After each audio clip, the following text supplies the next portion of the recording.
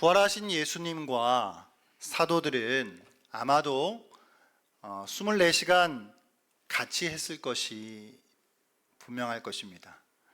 함께 식사하고 여러 가지 이야기들을 나누면서 소중한 시간들을 보냈을 것이죠. 아마 그들의 대화의 여러 내용 중 또 중요한 것 가운데 하나는 하나님 나라에 대한 그런 주제였을 것입니다. 물론 십자가 사건이 있기 전에 예수께서 공생의 기간 동안에도 제자들에게 많은 가르침을 주셨습니다. 여러 가지 비유들을 통하여 천국에 대한 말씀을 주셨지요. 그래서 만일 제자들이 예수님의 가르침을 어떤 편견 없이 있는 그대로 잘 수용했다라고 한다면 제자들은 적어도 하나님 나라에 대한 어느 정도의 바른 이해를 가지고 있었을 것이에요. 그렇지만 현실은 우리의 기대와는 달랐습니다. 부활하신 예수님께 던지고 있는 이 사도들의 질문 속에서 우리는 그 문제들을 지적하지 않을 수 없거든요. 오늘 이 본문은 6절과 7절로 이루어져 있는데 6절은 제자들의 질문이 주요 내용이고 7절은 예수님의 답변입니다. 답변이 8절까지 사실 이루어져 있는데 오늘은 좀 7절까지만 그 답변을 보고 다음 주에 이제 두 번째 답변인 8절 말씀을 다루도록 할 텐데요. 이 질문 6절 말씀, 자, 같이 다시 한번 읽어볼까요? 우리 시작. 그들이 모였을 때에 예수께 여쭈어 이르되 회복하심이 이때니까 하니. 아멘. 자, 칼빈은 이 구절을 주석하면서 이런 표현을 썼습니다. 제자들의 질문은 단어 하나하나마다 다 잘못되었다라고 말이죠. 시작부터 끝까지 단어마다 잘못되었다라고 그렇게 주석을 했습니다.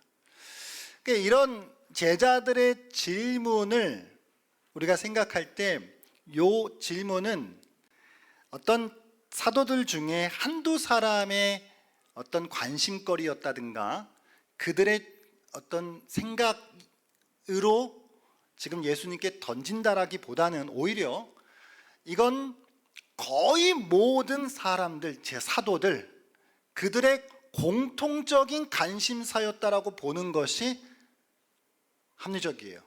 그래서 이게 대다수가 아마 거의 다 이렇게 생각했을 것이다라고 하는 것이 맞을 것이고, 그래서 그들의 생각을 모아서 예수님께 지금 이렇게 질문하고 있는 거죠.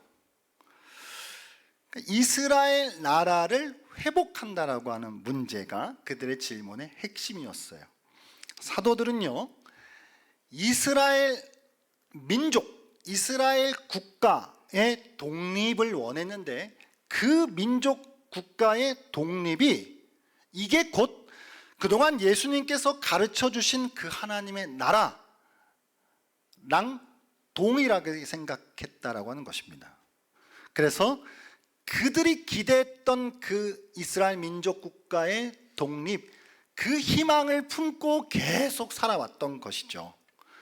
사도들은 그렇게 회복된 원래의 자리로 돌아가는 회복된 왕국에서 아마도 저마다 나름대로의 한 자리씩을 차지해서 거기서 힘께나 쓰면서 살 것이다 라고 하는 그런 기대와 희망을 여전히 가지고 있었을 것이다 라고 하는 것입니다. 그래서 이제는 완전히 예수의 부활과 성령의 오심을 통하여서 새로운 시대가 열렸고, 예수님께서 약속하신 성령의 선물, 그거를 통해서 예수님이 계속 하나님의 나라에 대한 가르침을 주시는데, 그럼에도 불구하고 그 약속하신 것, 그 성령, 그 성령의 오심이 이스라엘의 민족 국가의 주권이 회복되는 때와 같을 것이다 라고 그렇게 생각했을 것이라는 것이죠. 자, 여러분, 오늘 사도들의 질문을 좀 살펴보면 크게 두 가지의 오해가 있다는 걸 발견하게 됩니다. 첫 번째 오해는 장소에 대한 것이고요. 두 번째 오해는 때, 시간에 대한 오해입니다. 자, 먼저 장소에 대한 오해를 한번 생각해 볼까요? 사도들은요, 다시 말씀드리지만 예수님이 말씀하신 하나님의 나라, 그것과 이스라엘의 민족 국가, 그거를 혼동했어요. 그게 같을 거다. 그래서 여전히 그들은 어떤 일종의 영토적인 개념으로 이 하나님의 나라를 계속 생각하는 거예요. 그들은 여전히 정치적인 지배, 어떤 왕국의 재건, 이스라엘이 당시 로마의 식민지로부터 벗어나는 때, 그 멍에로부터 해방되어지는 그 일을 꿈꾸고 있었다라고 하는 것이죠. 그래서 그들은 나라에 대해서, 왕국에 대해서 묻고는 있지만 그거는 아주 다분히 지상의 왕국을 말하고 있는 것이었습니다. 지상의 왕국이라는 건요, 부와 사치, 세상 권력, 그리고 적들로부터의 평화와 안정, 이런 것들에 달려있는 문제였거든요. 그리고 또 그들은요, 이 하나님 나라라고 하는 것이 자기 민족, 동족이요, 동족 이스라엘에게만 국한되어진다라고 생각했어요. 이건 엄청난 실수였던 것이, 착각이었던 것이죠.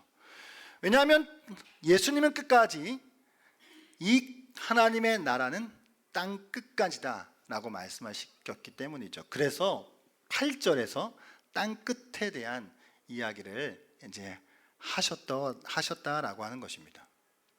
그러니까 이제 오늘 7절 말씀은 주로 때에 대한, 시간에 대한 오해에 대한 답변이고, 8절 말씀은 장소에 대한 오해에 대한 그 답변을 이제 주로 하셨다라고 볼 수 있는 것이죠. 사랑하는 여러분, 저희들은요, 저마다의 각자의 메시아관, 그러니까 메시아관, 나름대로의 메시아를 그리면서 살아갑니다. 그들도, 이 사도들도 역시 자신들만의 예수님이 그런 메시아가 되기를 원했고, 그런 메시아이시기를 기대하고 있었다라고 하는 것이죠. 그러니까 그들이 그렸던 메시아는 어떤 고난 당하는 종이라기보다는 오히려 지금 로마 제국을 확 엎어버려서 그 제국보다 더 위대하고 아주 이상적이고 큰 강력한 국가, 그거를 건설하는 그런 메시아를 계속 기대하고 있었다고요. 그러니까 이거는 죽음으로써, 막 피를 흘림으로써 이루는 그런 하나님 나라라고 하는 것은 그들이 생각하기에는 영 어색한 개념이었을 수밖에 없었다는 것이죠. 도리어 그들이 생각했던 메시아 왕국, 이거는 큰 능력과 권능으로 온다는 것. 그러니까 여러분, 같은 단어를 써요. 제자들도 능력, 권능, 뭐 같은 단어를 쓰는데, 이건 예수님이 사용했던 단어랑은 모양은 똑같이, 글자는 똑같은데 내용이 완전 다른 것이었다라고 하는 말이에요. 그들도 나라라고 하는 말을 쓰고 예수님도 나라라고 하는 말을 쓰는데 달랐다고요, 내용 자체가.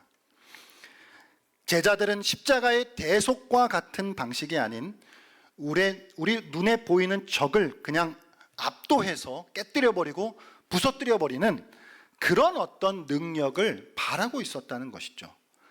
그러니까 예수님이 그토록 죽음을 통해서, 피 흘리심을 통하여서 세우시려고 하셨던 하나님 나라에 대한 어떤 개념으로부터 그들은 여전히 멀리 있었다라고 하는 것입니다. 이게 장소에 대한 그런 문제예요. 그 두 번째는 시간에 대한 오해인데요. 자, 부활하신 예수님께서 성령을 약속하셨습니다. 맞죠? 그래서 요한의 물 세례가 아닌 성령으로 세례를 받는 때가 올 거야 라고 예수님이 말씀하셨어요. 자, 이건 요한의 물 세례가 아니라 성령으로 세례를 받는다고? 그때가 언제이지? 이건 예수 제자들의 그동안 가지고 있었던 부풀어 있는 희망을 자극시키는 말이었거든요. 정확히 뭔지는 모르겠어. 하지만 약속하신 그것이 온대. 근데 바로 그러면 그것이 오는 그때가 우리가 희망하는 그때랑 똑같을 거야 라는 생각을 했다고요. 그러니까 묻는 거예요. 이스라엘 나라의 회복하심이 이때입니까? 그러니까 자기들이 생각할 때는 시기가 중요한 거예요. 여러분 그렇잖아요. 아무리 좋은 거라도 지금 자기들이 살아있을 때 이게 와야 문제지 나중에 오면 자기들한테 무슨 소용이 있겠습니까? 그러니까 사도들은 그때에 대한 그 부분이 이게 큰 관심거리였다라고 하는 것이죠. 이게 중요한 문제였어요. 그래서 예수님 도대체 언제입니까? 그 나라를 회복하시는 게 언제입니까? 이렇게 물었다고요. 이제 예수님 대답하십니다. 근데 잘 생각해 보시면 이게 예수님이요, 이게 약간 복장 터질 것 같아요. 잘 생각해 보시면 이제 하나님 나라를 그동안 이놈의 사도들, 이게 사실 특별한 사람들은 저와 여러분 똑같아요. 이 사도들에게 3년 동안에 그토록 하나님 나라를 막 가르치셨어요. 그랬는데 여전히 전혀 다른 꿈을 꾸고 있는 얘네들을 보면서 이게 얼마나 갑갑하셨을까. 그래서 이제는 더 이상 많은 말을 덧붙인다라고 해서 해결될 문제도 아니었기에 그냥 딱 잘라 핵심만 말씀하시는 거예요. 때 그건 니네가 상관할 거 아니야. 그리고 장소 그건 예루살렘부터 시작해서 땅끝까지 이루는 거야 라고 딱 잘라 그냥 못 박아버리는 거예요. 왜냐하면 여기서 설명이 더 붙어봐야 제자들이 이해한다는 보장도 없습니다. 자, 이때에 대한 문제는 누구의 고유 권한이냐고 말씀하시냐면, 누구의 고유 권한이요? 하나님의 고유 권한이라는 거예요. 성부 하나님께서 하나님 자신의 권한에 그 때를 정해두셨다는 거예요. 심지어 성자 예수님께서도 그분이 다시 오실 날과 그 시간을 나도 몰라 라고 털어놓으셨거든요. 그런데 여러분 조금 이상하지 않으세요? 예수님은 하나님이시면서 동시에 사람이시죠? 믿으십니까? 그런데 그 예수님이 왜 모르는 게 있죠? 나사로가 죽었는지 안 죽었는지 그걸 왜 모르시죠? 우리가 성경을 읽으실 때 이런 점을 좀 생각해 보실 필요가 있어요. 자, 예수님은 하나님이시면서 동시에 사람이세요. 그래서 성경은 곳곳에 하나님으로서의 예수님을 드러낸 지점이 있고, 또 다른 곳에는 사람으로서의 예수님을 드러낸 지점이 있어요. 또 다른 곳에는 하나님이면서 동시에 예수님이신 점을 드러낸 곳이 있어요. 이를테면 예수님이 이런 말씀을 하셔요. 사람의 아들로서 오셨대요. 인자, 사람의 아들. 이거는 예수님의 사람 되심이잖아요. 종의 형체. 이건 하나님이 종이 어떻게 돼요?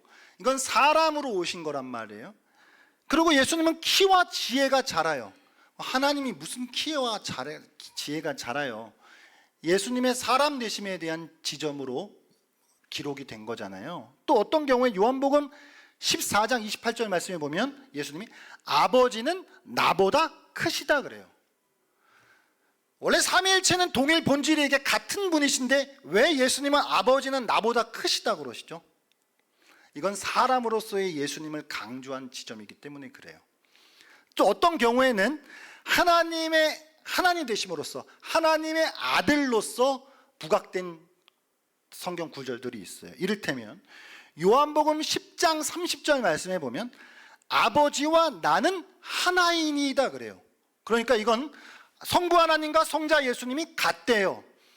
사람으로서 같을 수는 없는데 하나님으로서 같다라고 하는 것이죠. 그러니까 예수님은 하나님이셔서 전지하시고 전능하시고 모든 곳에 계셔요. 모든 능력이 있으신 분이에요.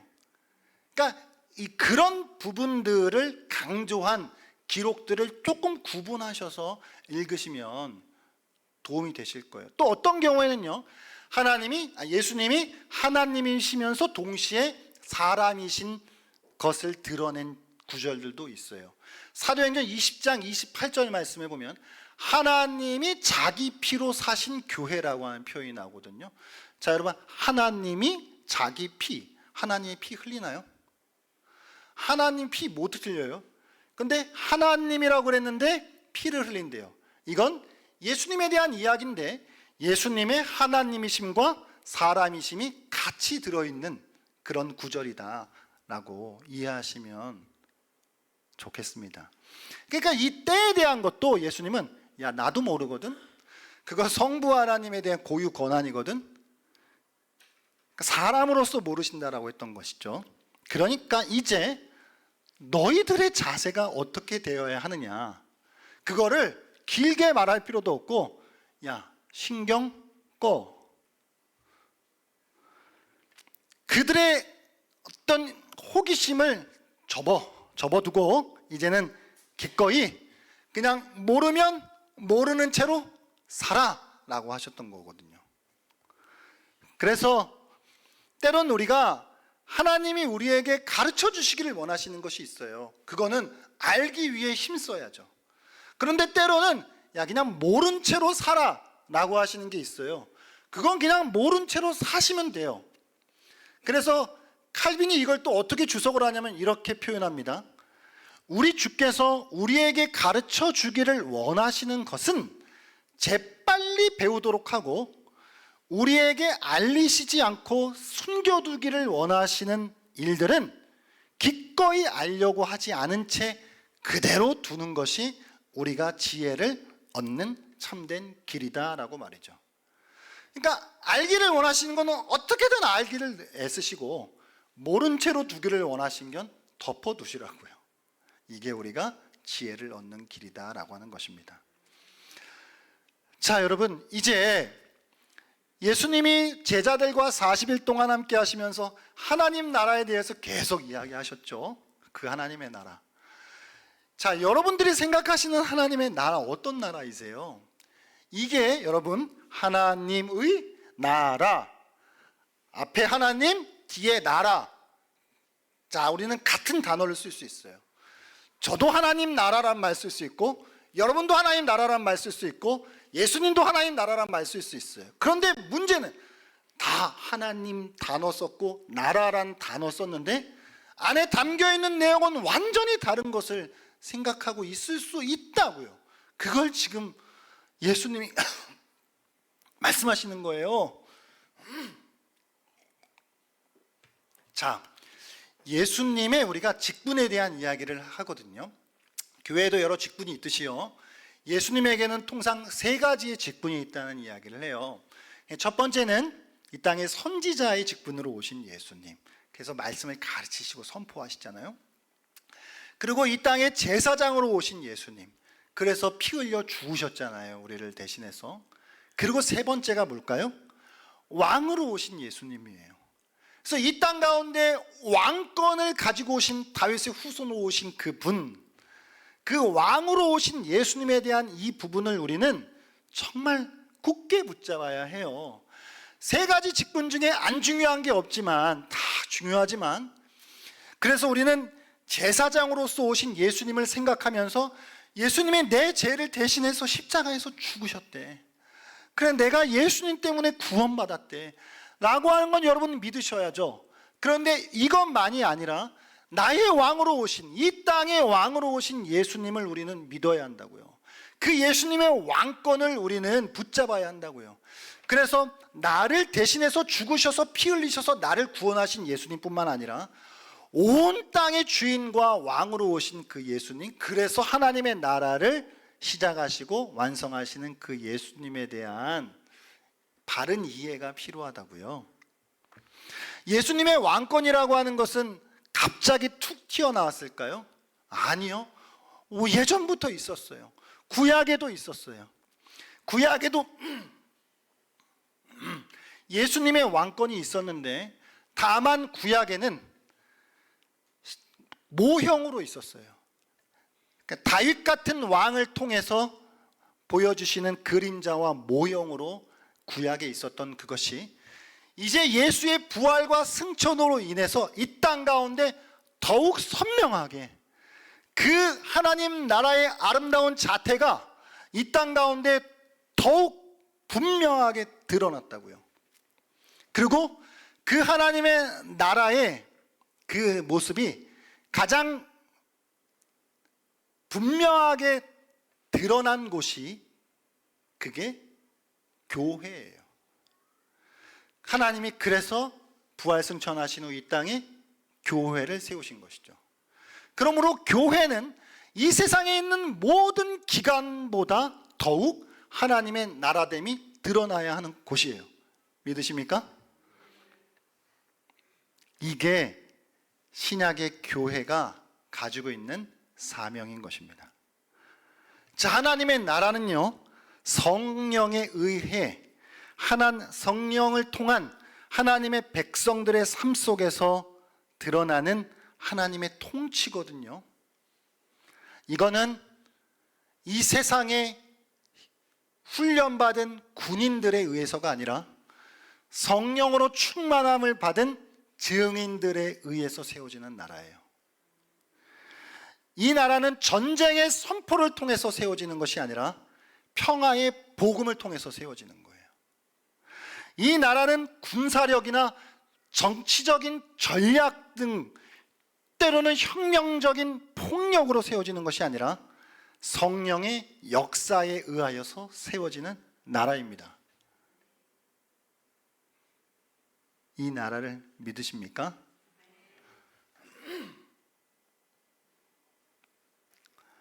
사랑하는 여러분, 한번 잘 생각해 보세요. 제자들이요, 3년 공생의 기간 동안에 꼬박 예수님과 동행하면서 보고 들었어요. 부활하신 이후에 40일 동안에 또 게다가 이게 방학 특강까지예요. 하지만 여전히 그들의 하나님 나라에 대한 사고 체계에는 문제가 있었다고요. 자, 이게 무슨 이야기냐면, 여러분, 우리 제자들을 비난할 필요가 없어요. 자, 우리가 여러분들께서 얼마나 교회를 오래 다니셨든 간에 또 나름대로 교육을 받고 양육을 아무리 받으셨더라도 우리 역시 하나님 나라에 대하여서 여전히 오해하고 있을 수 있다는 거예요. 그걸 이야기해 주는 거예요. 제자들이라고 뭐 특별히 못났겠습니까? 그 사람들이 받은 게 부족했나요? 아니요. 그런데 구약 때로부터 민족적으로 흘러내려오는 그 메시아 사상이라고 하는 자기들만의 세계관 속에 사로잡혀 있다 보니까 예수님은 계속 하나님의 나라를 이렇게 여러 가지 천국 비유를 통해서 계속 말씀해 주시고 가르쳐 주시는데도 완전히 딴 세상을 그리고 있었다고요. 제자들이, 거룩하신 사도들께서. 여러분께서 생각하고 기대하며 희망하고 있는 메시아의 왕국은 무엇이세요? 내가 꿈꾸는 왕국은 어떤 곳이고 내가 희망하는 메시아는 어떤 분이시죠? 창세기 11장에 보면 그 옛날에 인간들이 탑을 쌓기 시작해요. 높이 높이 올라가죠. 하늘에 닿자. 자신들의 세계를 구축하려고 했었던 그들의 헛된 노력, 그걸 하나님께서는 흩어버리시죠. 이건 바벨탑을 쌓았던 사람들의 이야기가 아니라 저와 여러분의 이야기예요. 여전히 오늘 이 땅을 살아가며 더 많이 가지려 하고 더 높이 쌓으려 하고 더 많은 힘을 키우려고 하는 방식으로 자신만의 탑을 쌓고 메시아를 꿈꾸고 그 나라를 희망하고 있는 우리, 이건 제자들과 조금도 다르지 않습니다. 그렇기에 저와 여러분의 메시아관은 늘 점검이 되어야 하며 늘 교정이 되어야 해요. 헛된 왕국을 꿈꾸고 가짜 메시아를 희망하는 우리의 기대는 제거되어져야 해요. 우리는 나의 메시아가 아닌 하나님의 메시아를 바라야 합니다. 같은 단어를 쓰는 문제가 핵심이 아니에요. 같은 내용, 같은 말을 한다라고 하는 것이 핵심이 아니라고요. 누구도 다른 단어 이야기하지 않아요. 우리는 같은 단어, 같은 용어 씁니다. 그런데 문제는 그 안에 담겨 있는 것이 나의 것이에요. 내가 꿈꾸는 것이고 내가 그려내는 것이에요. 이 지점을 우리가 잘 묵상해 봤으면 좋겠어요. 사도들이 3년 집중교육 받고 40일 특강 들었어요. 이거는 여러분, 저와 여러분이 지금 받는 것이랑은 약간 레벨우가 다르잖아요. 그 사람들은 약간 그냥 원소스로 그냥 받은 건데, 그런 사도들조차도 하나님 나라를 여전히 핀트가 어긋나서 생각하고 있다라고 한다면, 저와 여러분이 아무리 우리가 뭐 잘나도 우리의 메시아관이 하나님의 메시아관으로부터 언제든지 비껴 있을 수 있다라고 하는 이 사실을 우리는 기억해야 할 것입니다. 이게 비껴나가 있으면 절대 신앙생활을 하면서 이게 만족이 없고 주 안에서의 행복이 없어요. 왜냐하면 전제 자체가 비껴나갔기 때문이죠. 내가 기대하는 바와 하나님이 기대하시는 바가 다른데 어떻게 이게 맞춰져요? 이거는 우리의 신앙의 출발이요, 전제가 되어야 한다라고 하는 것입니다. 나의 메시아관을 내려놓고 하나님의 메시아를 우리가 꿈꾸고 그리며 희망하며 기대하는 그런 주님의 제자들이 되시기를 바랍니다.